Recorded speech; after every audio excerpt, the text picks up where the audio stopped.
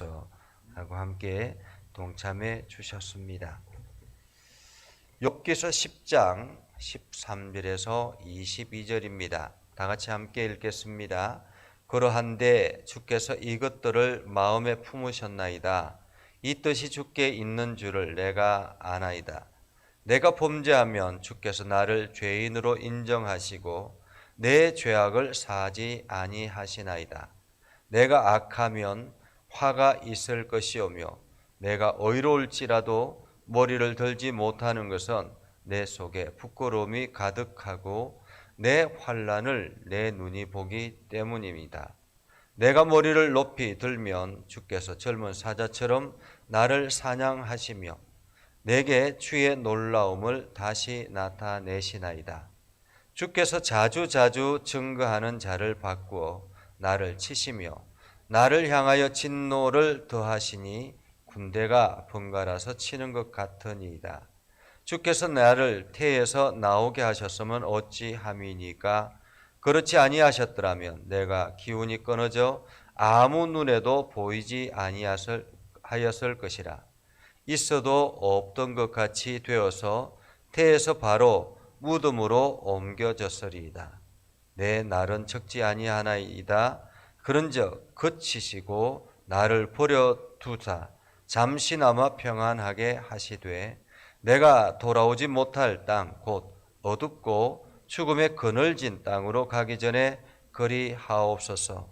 땅은 어두워서 흑암 같고 죽음의 그늘이 져서 아무 구별이 없고 광명도 흑암 같으니이다.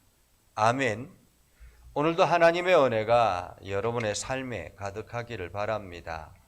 여러분들이 하는 일들 하나님의 손길을 경험하고 그 일을 통해서 날마다 건강하고 행복한 시간 보낼 수 있기를 주님의 이름으로 축복합니다. 지금 우리나라 드라마 하나가 전 세계에 강타하여서 수많은 사람들이 그 드라마를 보고 있다고 하죠. 오징어 게임이라는 드라마, 넷플릭스에서 나오는 드라마입니다. 이 오징어 게임을 보면 규칙을 어기면 가차없이 처단합니다. 엄청난 상금을 걸어놓고 그 마지막 남은 사람에게 그 상금을 주겠다라고 이야기를 합니다. 그래서 규칙을 어기면 가차없이 처단해서 그 규칙에 따라서 사람들은 긴장하고 두려움에 가득해서 어떻게 하면 견딜까, 어떻게 하면 규칙을 정확하게 지킬까, 뭐 이런 게임으로 유명하죠. 빛으로 고통받고 있던 사람들이 그 오징어 게임에 참여해서 끝까지 살아남는다라는 그러한 이야기이기도 합니다. 오늘 이 욥이 고민하는 것이 그러한 것 같습니다. 하나님을 인식할 때 하나님은 마치 이 오징어 게임처럼 문제가 있는 인간을 이 땅에 창조하고 문제가 있고 죄가 있으면 거기에 대해서 가차없이 처벌하시는 하나님으로 받아들이고 있습니다. 오늘 성경은 이렇게 시작하죠. 13절에 보면 그러한데 주께서 이것들을 마음에 품으셨나이다. 이 뜻이 주께 있는 줄을 내가 아나이다 라고 이야기를 하면서 내가 범죄하면 주께서 나를 죄인으로 인정하시고 내 죄악을 사하지 아니하시나이다. 하나님께서는 우리가 범죄를 하면 그 나를 죄인 취급하고 그 죄악에서 사하지 아니하신다라고 말합니다. 그래서 내가 악하면 화가 있을 것이오며 내가 의로울지라도 머리를 들지 못하는 것은 내 속에 부끄러움이 가득하고 내 환난을 내 눈이 보기 때문이다. 오늘 욥이 기억하는 것은 심령을 감찰하시는 하나님인 것입니다. 우리의 마음을 다 아시는 하나님. 그래서 내가 겉으로는 의로울지라도 내가 감히 하나님 앞에 머리를 들 수 없다라고 이야기를 합니다. 왜냐하면 내 속에 부끄러움이 가득하고 내 스스로가 내 환난을 보기 때문에 그렇다라는 거죠. 그래서 욥은 16절에 보면 내가 머리를 높이 들면 주께서 젊은 사자처럼 나를 사냥하시며 내게 주의 놀라움을 다시 나타내시나이다. 마치 사자처럼, 사자가 사냥하는 것처럼 하나님께서 나를 일거수일투족을 지켜보며 내가 머리를 들고 잘못하나 안 하나 그것을 지켜보고 가차없이 처단한다라는 말입니다. 오늘 욥이 기억하는 하나님은 어떤 하나님입니까? 공포의 하나님입니다. 공포의 하나님. 사실 어릴 때의 상처가 성장하면서 트라우마로 남게 되죠. 그래서 아빠의 폭력적인 것들을 많이 경험한 아이는 성장해서 자기도 모르게 폭력적인 아빠가 된다고 합니다. 성폭행을 경험했던 아이는 성장하면서 남성 혐오증으로 발전되거나 혹은 아주 그 반대로 그냥 남성 집착적으로 바뀌어 가기도 한다라고 합니다. 이것처럼 이 지금 욥이 당하고 있는 이 고난으로 인해서 과거에 하나님과 행복했던 그 시절은 까마득하게 잊어버린 것입니다.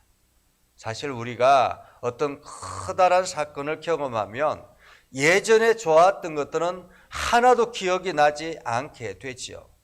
그래서 부부싸움을 할 때도 이 부부싸움의 문제가 점점 커지기 시작하면 과거에 둘이 행복했던 시절이라든지 이런 것들을 깡그리 잊어버리기 때문에 극단적으로 간다라고 합니다.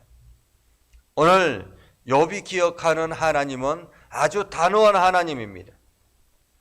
아주 가차없이 처벌하는 하나님이라는 거죠. 그러면서 이 말의 저변에는 욥이 자기 자신이 지극히 의롭기 때문에 그동안 하나님께서 자기를 돌봐주었다라고 생각하고 있었던 것입니다. 자기가 의롭기 때문에. 여기서 우리가 오해하고 있는 것 하나가 있습니다. 그것은 바로 인간은 의롭기 때문에 하나님께서 우리를 지켜주시는 것이 아니라 인간은 본래 죄인인 것입니다. 아담 이후에 어느 누구 한 사람 죄 가운데 거하지 않는 사람이 없습니다. 처음부터 우리는 죄인이죠. 처음부터 우리는 죄인이었기 때문에 하나님께서 우리가 어떻게 죄를 극복하려고 노력하는가, 이 죄 가운데서 어떻게 하나님께 가까이 나아가려고 노력하는가, 그 흔적을 보는 거죠. 내가 하나님 앞에 어떻게 가까이 나아가려고 하는가, 하나님과 어떻게 붙어 있으려고 노력하는가, 이것을 하나님께서는 우리에게 보시는 거죠. 내가 죄가 없기 때문에 하나님께서 나를 용서하시고 내가 죄가 없기 때문에 하나님께서 나를 사랑하신다, 이것이 아니라라는 것입니다. 욥이 두 번째로 하나님에 대해서 착각하고 있는 것, 오해하고 있는 것은 17절입니다.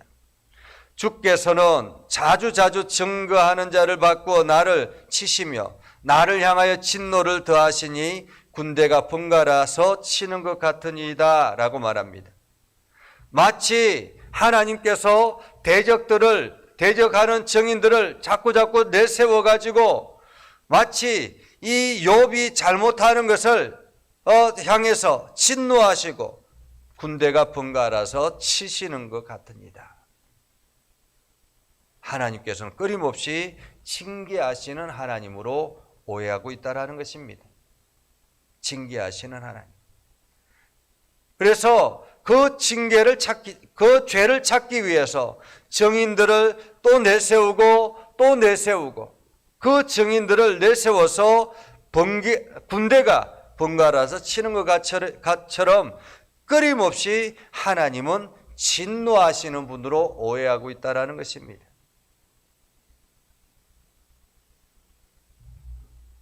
만약에 하나님께서 이런 분이셨다면 이 땅에 존재하고 있는 사람들이 있겠습니까? 하나님께서 이런 분이셨다면 이 땅에 존재할 수 있는 사람이 어디에 있겠습니까?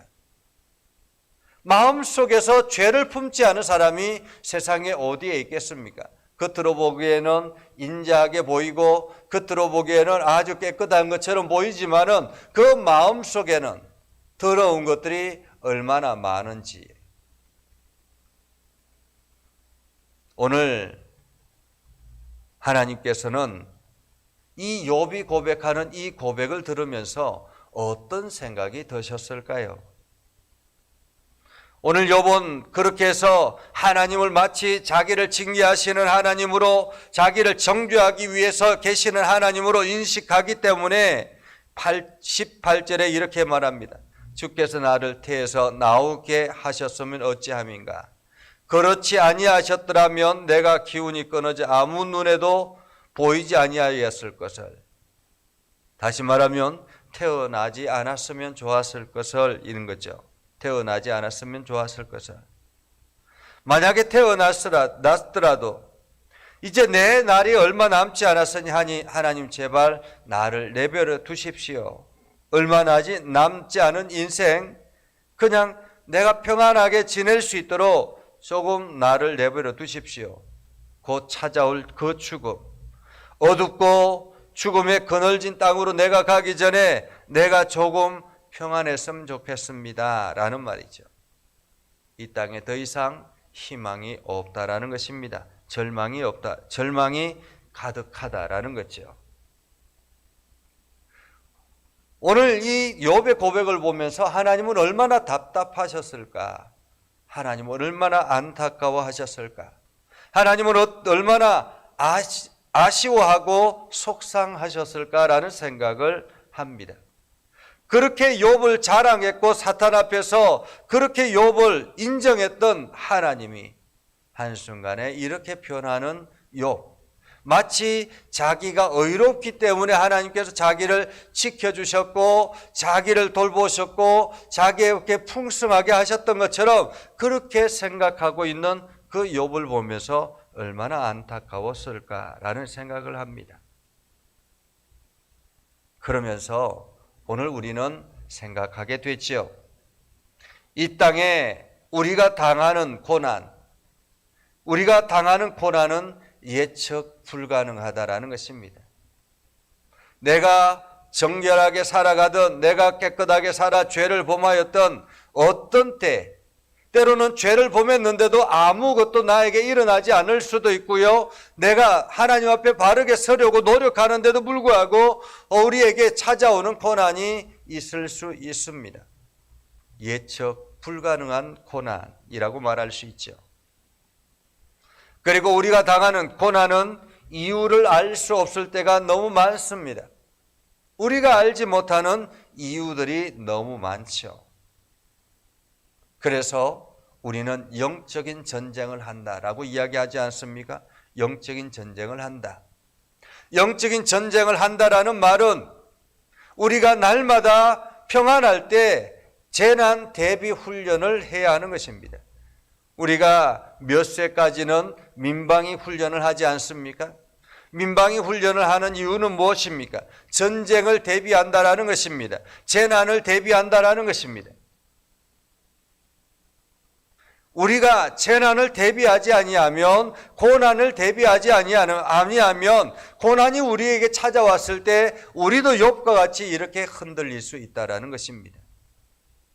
자, 그렇다면 고난을 대비하는 훈련은 무엇일까요? 그것은 바로 하나님을 붙잡는 훈련입니다. 하나님을 붙잡는 훈련. 날마다 우리가 습관적으로 하나님을 붙잡는 훈련이 필요합니다. 그 하나님을 붙잡는 훈련 중에 하나가 바로 기도 훈련이지요. 우리가 힘들 때 때로는 기도할 수 있는 힘조차 없고 기도조차 나오지 않을 때가 있습니다. 그때마다 우리를 붙잡을 수 있는 것은 우리가 평상시 훈련했던 기도 훈련이라는 것입니다. 그래서 습관처럼 내가 주님 앞에 나와서 고백하고 하나님 앞에 기도하는 우리 자신을 한탄하고 우리 자신을 내어놓고 내 자신의 심령을 하나님 앞에 내어놓고 그렇게 우리 자신을 토로하는 기도 훈련이 필요한 것입니다. 그래서 여러분들이 매일매일 새벽을 이렇게 깨우는 거 너무너무 중요한 일입니다. 이것은 장차 여러분들이 고난을 대비하는 훈련이라고 말할 수 있습니다. 그리고 우리가 또 다른 하나님을 붙잡는 훈련은 바로 예배 훈련입니다. 사실 우리가 온라인으로 예배하면서 가정에서 정성스럽게 하나님 앞에 예배하는 사람들도 있습니다. 그래서 가정에서 예배할 때 옷차림을 아주 경건하게 교회에 나오는 것처럼 정확히 제대로 딱 이렇게 착용하고 그렇게 예배하는 사람도 있지만은 때로는 많은 젊은이들이 그냥 잠옷바람에서 휴대폰만 켜놓고 TV만 켜놓고 컴퓨터만 켜놓고 그렇게 예배하는 사람들도 있다라고 합니다. 예배는 마음의 자세이죠. 내가 하나님 앞에 온전함으로 드리는, 신령과 진정으로 드리는 마음의 자세입니다. 그래서 가능하면 우리가 교회 예배당에 나와서 예배하는 것이 필요하죠. 우리의 마음을 나도 모르게 다질 수 있는 곳이 함께 연합해서 예배하는 공간이기 때문에 그렇습니다. 가정에서 스스로가 이렇게 마음을 준비하기가 쉽지 않기 때문에 그렇죠. 또한 교회 공간이 필요한 것은 단순히 그냥 예배하기만을 위한 것은 아니지 않습니까? 우리가 예배를 통해서 성도들을 위해서 격려하고 성도들과 만나서 교제하고 안부를 묻고 그러면서 함께 기도하고 이런 모든 과정이 예배당에서 일어나는 일이지요. 그래서 우리는 예배 훈련이 필요합니다. 예배 훈련. 그리고 우리가 하나님을 붙잡는 훈련은 말씀 훈련이 필요합니다. 말씀을 들을 때, 오늘 말씀을 읽을 때 이 말씀이 어떠한가, 하나님께서 이 말씀을 통해서 나에게 무엇을 말씀하시는가, 늘 이러한 고민과 이러한 경건한 마음을 가지고 말씀을 대하는 것입니다. 여러분들이 오늘 새벽에 읽었던 이 말씀, 설교를 들었던 이 말씀을 다시 한 번 더 읽으면서 하나님께서 나에게 주시는 오늘의 말씀은 무엇일까? 이 말씀이 왜 나에게 깊이 각인될까? 왜 내 머릿속에 이 말씀이 남아있을까? 고민하면서 하나님 앞에 기도하는 것입니다. 하나님, 왜 이 말씀을 나에게 주시죠? 이 말씀이 내 머릿속에 왜 가득하게 있죠?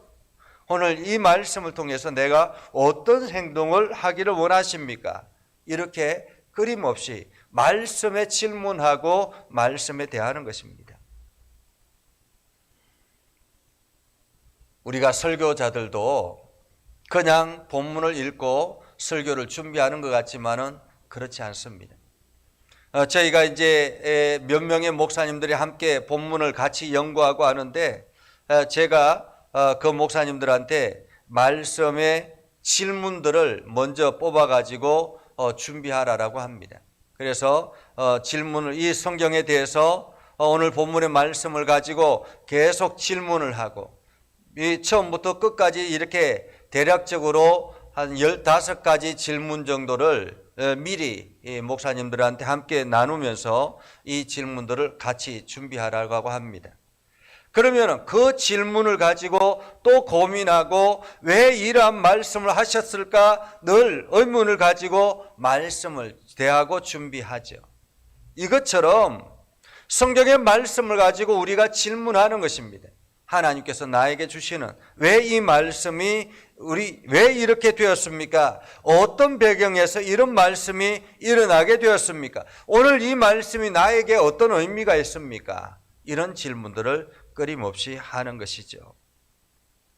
그래서 우리가 이 훈련을 평상시에 할 때 우리는 고난이 찾아왔을 때 두려움으로 대하는 것이 아니라 그것을 능히 하나님을 손을 붙잡고 그 고난을 이겨내게 되는 것입니다. 고난을 이겨내고 나면 그 다음부터는 하나님께서 또다시 우리에게 더 성숙한 믿음으로 그 성숙한 믿음의 대가로 우리에게 또 다른 일들을, 사명들을 맡기게 되는 것이죠. 오늘 하나님께서 이 욥기서를 통해서 우리에게 하시는 말씀은 우리가 준비하라라는 것입니다.